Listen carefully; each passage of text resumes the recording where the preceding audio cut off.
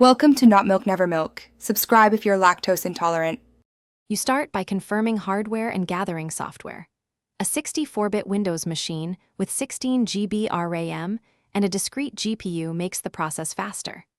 Next, install virtualization software like VMware or VirtualBox so you can run Mac OS.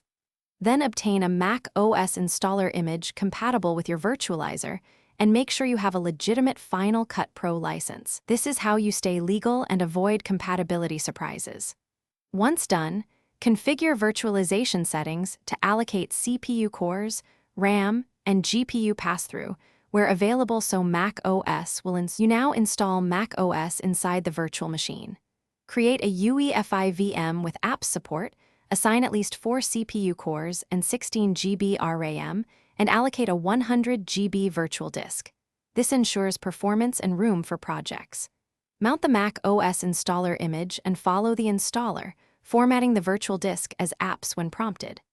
After Mac OS boots, install the VM's guest tools or additions to enable graphics acceleration, shared folders, and clipboard integration.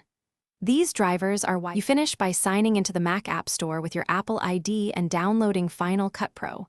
Authenticate and install into your Mac OS VM. Once installed, open Final Cut, import a short test clip, and confirm timeline playback and rendering. Set library storage to the large virtual disk to avoid space errors. If performance is poor, increase the VM's video memory and enable 3D acceleration, or reinstall guest tools.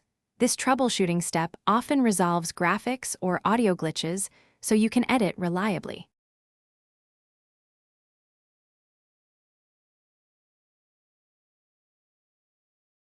Thanks for watching. If this was helpful, leave a like and consider subscribing. See you next time.